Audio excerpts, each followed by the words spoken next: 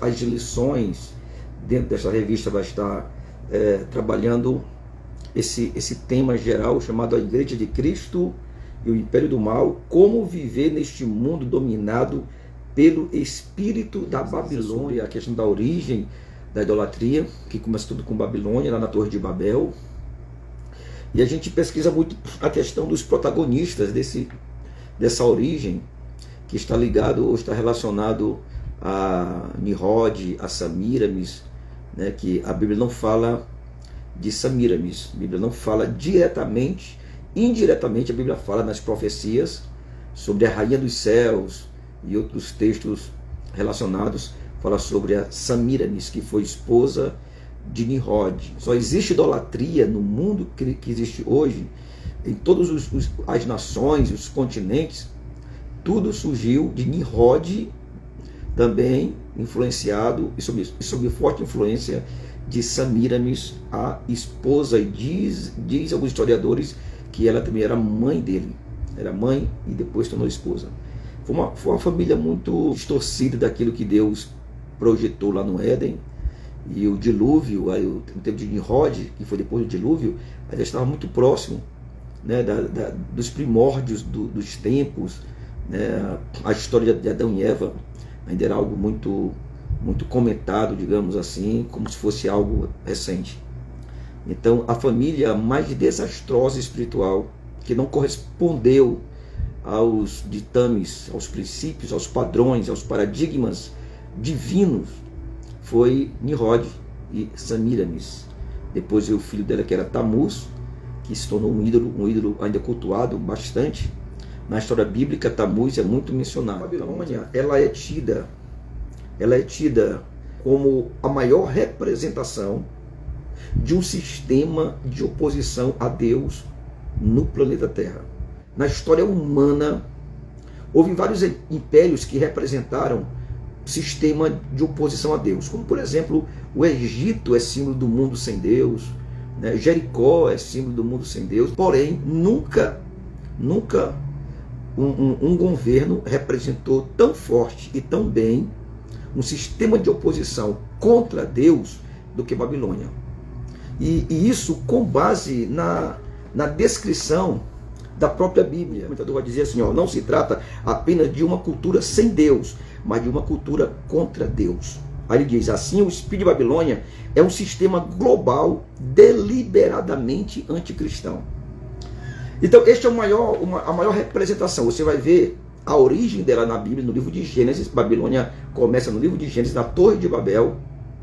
Que a Torre de Babel, a origem da Babilônia é tão séria que é uma das poucas expressões na Bíblia, no livro de Gênesis, aonde Deus diz assim: eia, deixamos e confundamos. O verbo flexionado aí no plural, né, da primeira pessoa do plural, né, nós, né, vamos descer, vamos confundir. Então, com essa descida de Deus na Torre de Babel para confundir as línguas, então as pessoas se espalharam no mundo, e aonde as pessoas se espalharam, aonde eles chegaram para viver, para se estabelecer, eles também levaram consigo a religião falsa que foi ensinada em Babel. Eles levaram de Babel a língua, que era diferente, que houve uma confusão de línguas, e aonde eles chegaram, eles levaram uma ideia do que eles aprenderam na Torre de Babel, no sentido de idolatria. Então a idolatria começa em Babel e é espalhada para o mundo.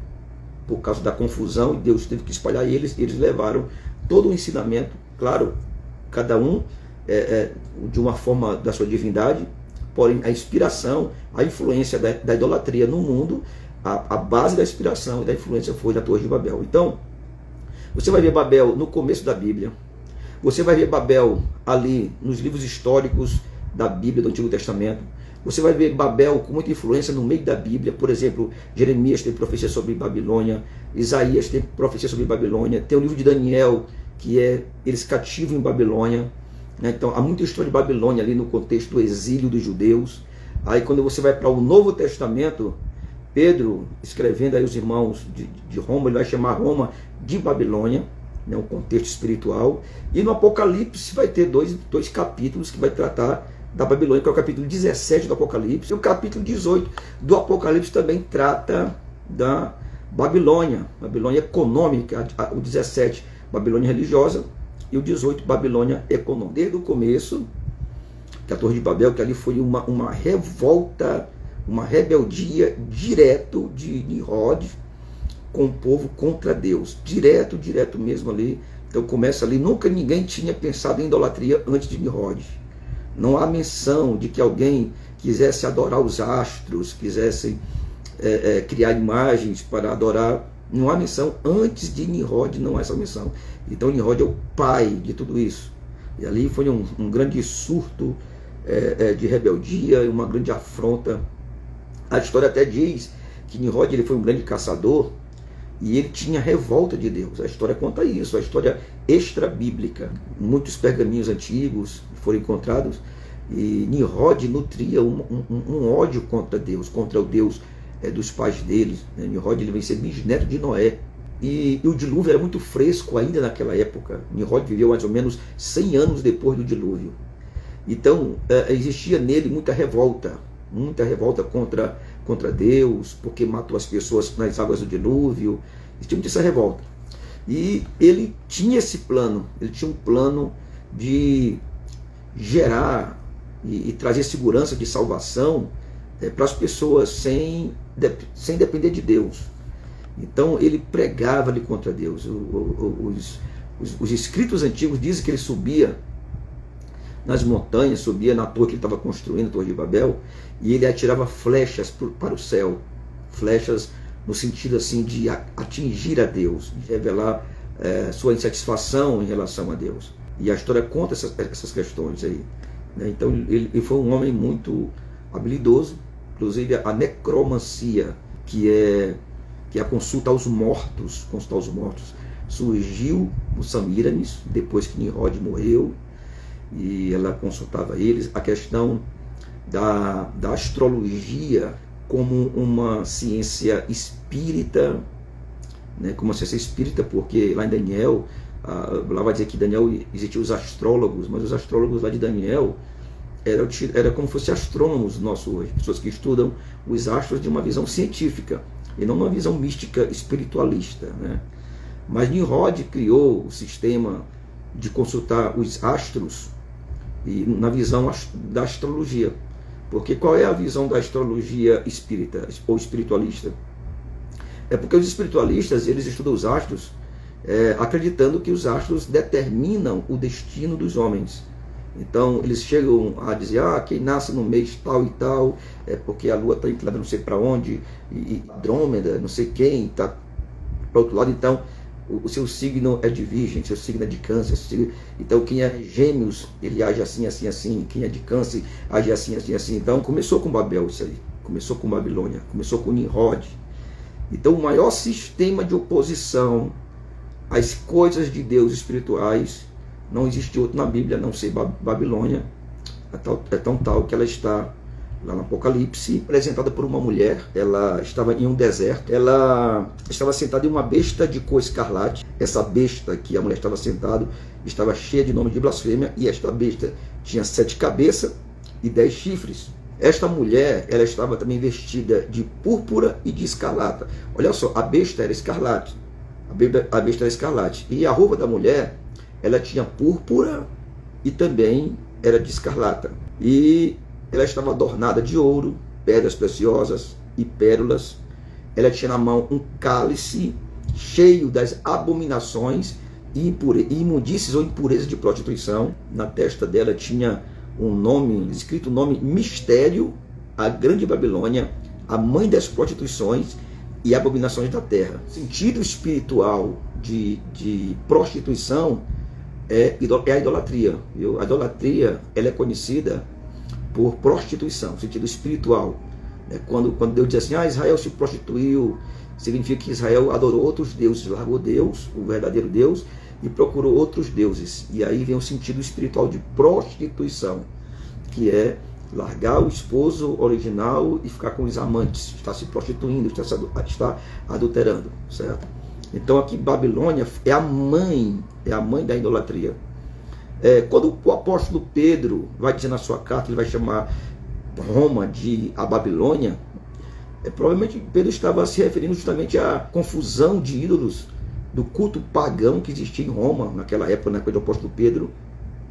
Roma era o império do mundo e ela absorveu a cultura helênica, né, dos gregos, e assimilou as divindades gregas, somente alterando os nomes dos deuses. No caso, quem era Zeus lá para os gregos, para os romanos era Júpiter, era o mesmo Deus, só alterava o nome. Então a mulher sentada na besta, no capítulo 17, ela representa o sistema religioso, e a besta que está assentada representa o anticristo, a besta, e o anticristo como um sistema de governo, né? A besta tinha 7 cabeças e 10 chifres, então ali é um sistema de governo com poderes fortes, e aquela mulher estava sentada sobre ela. A primeira coisa que a gente precisa considerar aqui, o grande perigo, isso a história mostra isso, o grande perigo da mistura entre a religião e a política. Esses dois polos de poder, porque são dois poderes muito grandes, são dois poderes extraordinários que sempre existiu na história humana, sempre foram dois polos, tem uma certa relação, um certo relacionamento, mas que não pode se misturar. Se você perguntar para mim, pastor, é errado a política junto com a religião? É errado a mistura, a confusão, o espírito de Babilônia envolvido nos dois poderes. Porque o espírito de Babilônia é justamente essa confusão, essa mistura. Então essa mistura vai quebrar poderes. Alguém vai perder poder nessa mistura.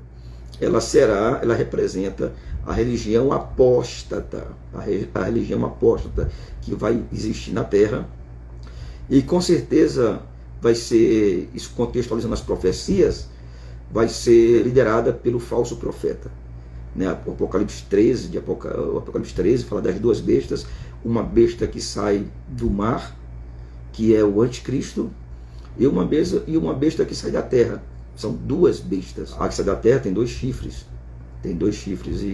E ali um chifre é a política e outra é a religião, porque o falso profeta, ele vai ser aquele líder religioso que vai estar dando suporte ao líder político, que é o anticristo. O líder da religião do anticristo, né? Vai ser aquele pastor que vai estar em cima dos palanques ali com o anticristo, apoiando, e ele vai ter as campanhas religiosas dele, o falso profeta. Vai fazer milagres, prodígios, cair fogo do céu, as pessoas vão ficar loucas, estarrecidas aí com o poder desse falso profeta. E a Bíblia diz que o falso profeta vai levar o povo a adorar a besta, a primeira besta, que é a besta que sai do mar, que é o anticristo. Então essa mulher montada na besta, que a roupa dela tem partes que é a mesma cor da besta, que é a escarlata, né? A besta era escarlata e a roupa da mulher era púrpura e escarlata. A púrpura fala de poder, fama, autoridade, e a escarlata fala sobre riqueza. A mulher está enfeitada de ouro, de pedras preciosas, de pérolas. Então isso fala de um enorme anseio pelo materialismo, né? Pelos bens, pelo poder material, pelo poder econômico. E você pode ver que na questão política, toda vez que a política ela se mistura com a religião, a primeira coisa que acontece é que a política começa a enriquecer a religião. Ela enriquece a religião, ela enriquece os religiosos puramente para poder ter o apoio necessário, porque a ideia que se tem da religião pelos políticos é que a religião ela consegue influenciar pessoas de uma forma de muita convicção. Por exemplo, quando Constantino ele se tornou parcialmente cristão, isso em 313 depois de Cristo, ele ainda não tinha, ele apenas apoiou o cristianismo aí, foi depois que ele se torna cristão, basicamente. Eu acredito assim, os cristãos passaram muito tempo sendo perseguidos, né? Houve uma perseguição que começou desde Nero, na década de 60 depois de Cristo. Depois veio a perseguição de Domiciano, onde João foi colocado na ilha de Patmos. Aí depois vieram mais outras 6 grandes perseguições terríveis, de cristãos sendo jogados para leões e sendo queimados vivos.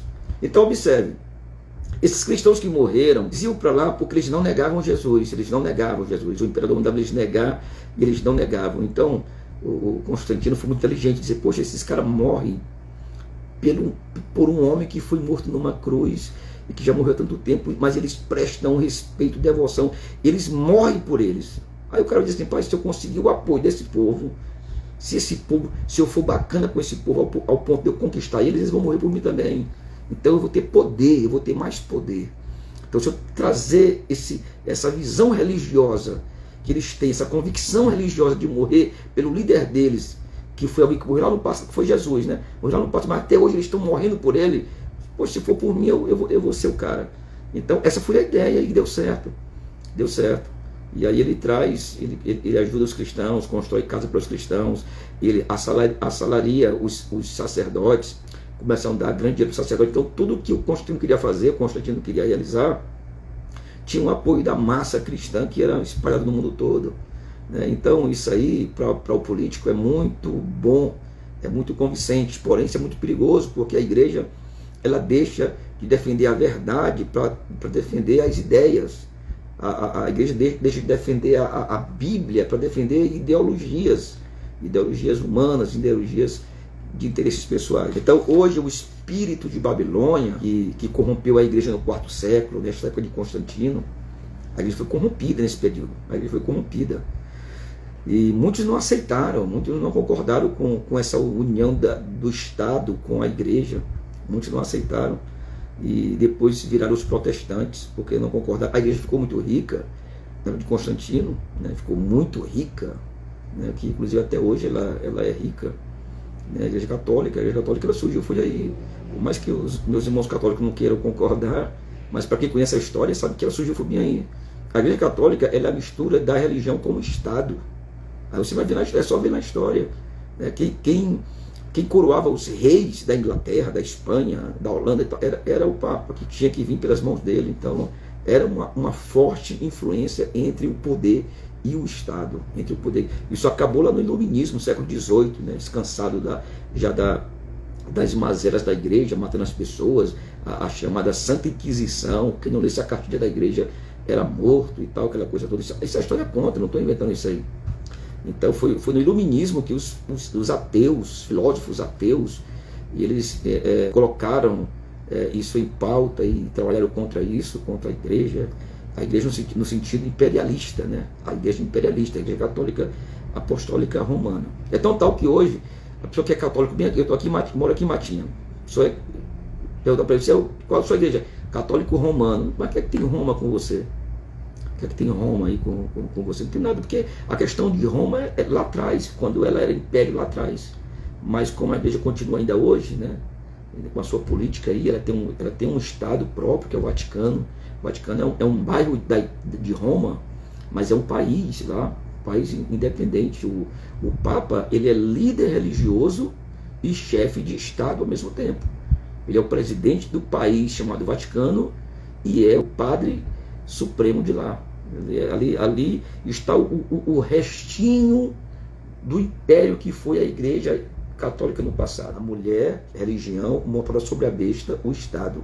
A besta aqui é o sistema do anticristo, é o anticristo e o seu sistema de governo, né? 7 cabeças, são 7, digamos, líderes, cabeças, 10 chifres é poder, então com poderes em várias áreas, e isso aqui que está no capítulo 17 do Apocalipse está representado, de forma literal vai acontecer, a religião chamada religião apóstata, que é a palavra apostasia, quer dizer desvio, a religião desviada, é o cristianismo desviado, é o cristianismo deturpado. Então o falso profeta vai ser o líder dessa igreja, e o que se entende é que enquanto isso não acontece, enquanto essa literalidade desses personagens, o anticristo, o governo do anticristo, a falsa religião ainda não se apresentam, não se apresentaram ainda, né? Não é o tempo ainda de se apresentar, mas isso vai acontecer, isso está próximo de acontecer. Então, enquanto isso não acontece, existe o espírito da Babilônia já preparando o caminho para a grande Babilônia que vai surgir aqui no capítulo 17. Então, o anticristo ainda não surgiu, mas o apóstolo Paulo diz lá em Tessalonicenses que o império da iniquidade, o império da impiedade, que seria o espírito do anticristo, já se manifesta. O espírito do anticristo já existe, já está por aí, assim também como o espírito da Babilônia. Pastor, e o que é o espírito da Babilônia? Qual é a ideia? Além do que o senhor já falou. Falei para vocês que Babilônia representa todo o sistema de oposição contra Deus no mundo. Então, essa oposição que Babilônia representa contra Deus, ela está relacionada em vários setores da nossa vida social e da nossa vida religiosa. Esse espírito atua no sistema religioso, e aqui ele vai falar sobre a questão do culto ao ego, da pessoa tornar-se amante de si mesmo.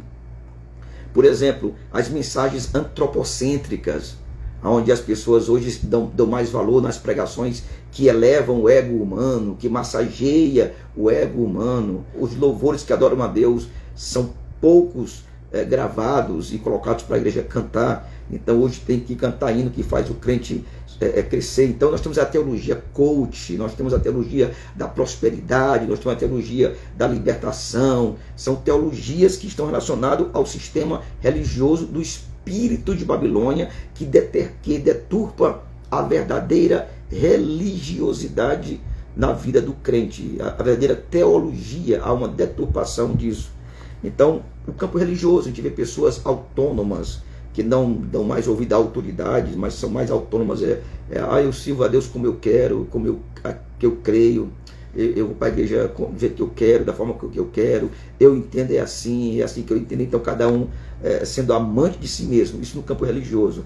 Também o espírito de Babilônia atua no sistema político e cultural. Isso é muito sério. Isso está muito claro nos nossos dias aqui no Brasil. Muito claro. Você vê hoje, isso é tão claro assim que eu fico assim até estarrecido de tanta... Hoje, se você pegar uma internet e pregar a verdade, você é rechaçado. Seu canal é cancelado no YouTube, qualquer rede por aí assim. Se você for para a rua pregar coisas que são verdadeiras, você pode ser até agredido, e a sociedade vai dar apoio para quem está lhe agredindo.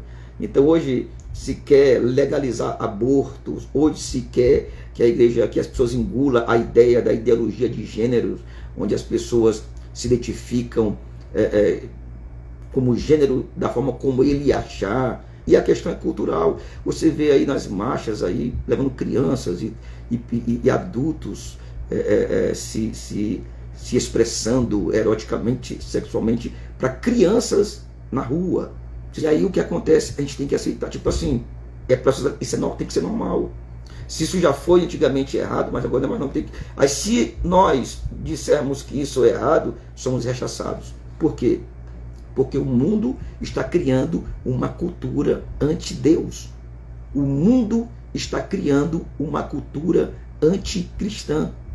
O que é errado agora é certo. E se você não está como certo, você é homofóbico, você é rechaçado, você é fundamentalista, você não merece respeito. Então, ser moralista hoje não merece respeito, porque a nossa cultura é uma cultura imoral. As músicas que mais dão valor, que mais crescem aí no Spotify, que as pessoas são músicas imorais, que valoriza a traição, que valoriza o sexo antes do casamento. Essas questões é a cultura do espírito de Babilônia. É o espírito de Babilônia tratando de uma cultura maligna neste mundo. E o sistema político, como aqui fala do sistema político, apoia isso. Então, às vezes a igreja quer reclamar, não sei o que. Gente, isso é o mundo que a gente vive. A Bíblia diz que o mundo jaz no maligno. O mundo jaz no maligno. Então, Você é crente, eu mesmo não perco tempo com essas notícias aí que todo dia surgem. Isso, as coisas não estão legais, mas a gente não pode se espantar com isso. Sabe? Isso tem que aumentar mais a fé da gente. A fé da gente na palavra de Deus, na esperança de estar com Cristo. Agora, a cultura que o espírito da Babilônia está lançando é esse tipo de cultura, sabe? Que influencia as pessoas a deixar o seu uso natural, que motiva as pessoas a dizer que o errado é certo e o certo é errado. E todo sentido, sistema religioso, segundo a revista aqui, sistema religioso, sistema político, sistema político do poder, relacionado ao poder. O político que é valorizado, é aquele político que ele consegue roubar e distribuir com todo mundo. Então pronto, tá ótimo, esse que a gente quer. O político que não rouba e não distribui, não serve. Porque hoje a gente precisa de dinheiro e tal. Então eu gosto de Beltrano, porque Beltrano pelo menos ele rouba e dá para nós. E divide com a gente. Essa é a filosofia do sistema político dessa cultura de Babilônia. O cara pode ser o que for, pode ter feito o que tenha feito, pode ser o maior ladrão do mundo, mas se ele roubar e te der um pedaço, ele quer a tua boca. E isso é a política que deve existir no mundo de hoje. Não é a política de Deus, não é a visão do reino de Deus, mas é a política desse mundo. Eu não vou ajeitar isso. Eu não preciso ser deputado para mim ir lá para arrumar isso, que eu não vou arrumar isso. Nós não estamos no milênio, nós estamos de um mundo ainda que jaz no maligno. Então nós temos que orar, votar certo, que dê certo ou que não dê certo, que ganhe ou não ganhe, você tem que fazer a sua parte e orar. E estar esperando somente em Cristo, porque nós vivemos em um mundo dominado pelo espírito de Babilônia e a intenção é aumentar mais isso. E esse sistema econômico, eu falo de sistema econômico e político, né? As pessoas matam pelo poder, pelo dinheiro e uma série de coisas. O último ponto, aqui vai dizer a posição da igreja em relação ao espírito de Babilônia. Primeiro ele diz, não negociar a doutrina bíblica, a sã doutrina, que chama de ortodoxia. A palavra ortodoxia vem de duas palavras gregas, orton, quer dizer correto, certo, doxa, quer dizer doutrina, então doutrina correta. Então nós não podemos negociar a ortodoxia bíblica. Se é preciso perder amizade, depois perca a amizade, mas não negociar as verdades de Deus. Depois temos que formar o caráter de Cristo em nós e por fim temos que aguardar a volta de Jesus. Esses são os nossos objetivos que temos que fundamentar em nós, fortalecer em nós. E eu espero que de alguma forma tenha ajudado você, que é aluno da escola dominical, e você que é professor, para você juntar essas informações que eu passei aqui junto com o que a lição apresenta e você ensinar, sabe, como sacerdócio, porque o nosso povo precisa entender que a nossa cultura não é uma cultura cristã, é uma cultura anticristã, uma cultura anti-Deus, anti-Bíblia, anti-família. É uma cultura que vai contra todos os nossos valores que nós temos com base nas Escrituras Sagradas. Então ensine na sua classe isso com clareza, com profundidade, e com certeza Deus vai te abençoar ricamente.